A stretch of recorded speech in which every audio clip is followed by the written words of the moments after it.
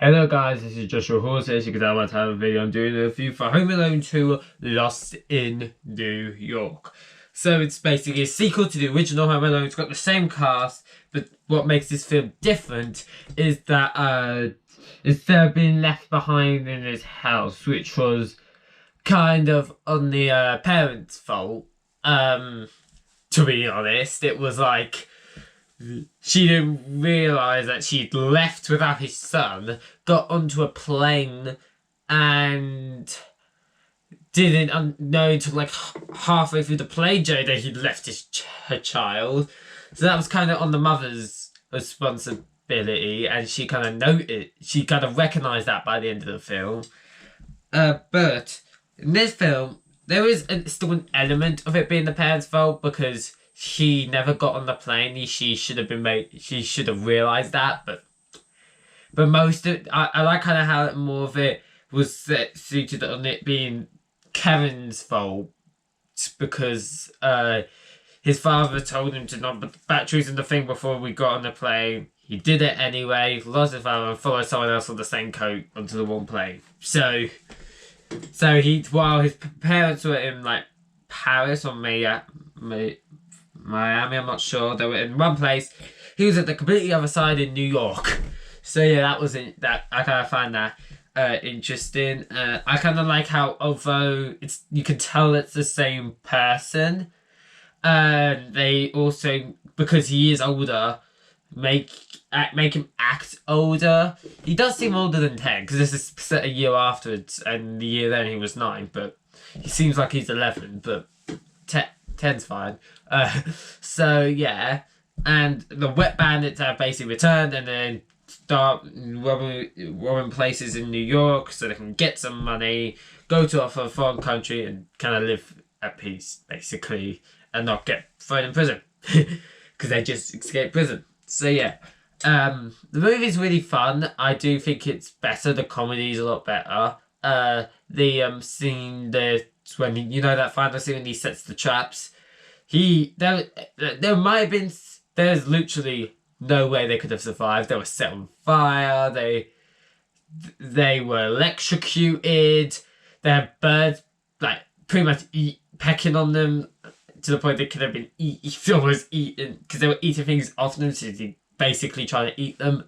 So yeah, there was like a lot more brutal in this sense, but I really liked it. I don't know if that makes me some sick person, but yeah. One problem I did have is that he didn't kind of learn his lesson from the last film in a sense, because he missed his family and he realised that family doesn't matter. But by the second film, he hates his family, he thinks they're jerks. And yeah. And can I just say, there's the scene in this film where Kevin and his older brothers to apologise. His older brother apologised. How could anyone in that family think it was a legit apology? That was so horrendous. That was so obvious. But anyway. So yeah, this film was a lot of fun. There was a problem that they did enough to make it feel unique enough. But sometimes it kind of felt a bit too kind of similar because he gets freedom to do what he likes and realises the wrongs of his ways. So yeah, but there's a lot more of an impact, which is what I also really like. There was like, well, him storming the house didn't just protect his house. It was done to help multiple people. It helped and affected the lives of quite a few amount of people. So because of course they're going to steal a toy shop and the money from the toy shop and all the money raised from that toy shop goes to the children's hospital.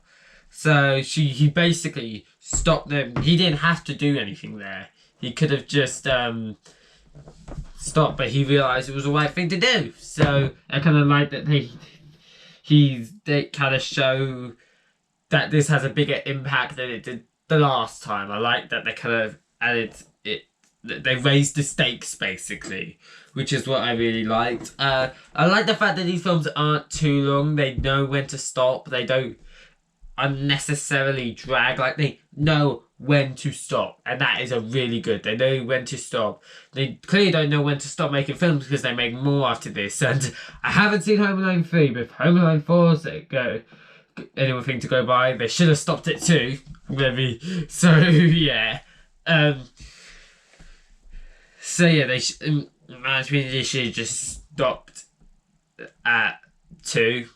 They clearly know when to stop the film for the first 2, but they don't know when to stop making movies. So yeah. But overall though, this was a fun film. It was a little bit better than the first film. I gave the first one an 8 out of 10, so I give this an 8.3. It was really enjoyable. It had enough to make it different, and I had a lot of fun with this. The only thing I would say is though, don't watch. It probably would have been better if I didn't watch this the day after I watched the first film, because it does feel quite similar in the tone and stuff. So maybe it would be ranked higher. I'll give it a higher score if I didn't watch that film the day before. But anyway, it was a really good film. I give it an 8.3 out of 10. So let me know in the comment section below what you thought of this film. I hope you enjoyed this video. If you do, don't forget to like the video, subscribe to the channel if you haven't yet, turn notifications on so you never miss the video. I'll see you all in the next video. Bye guys.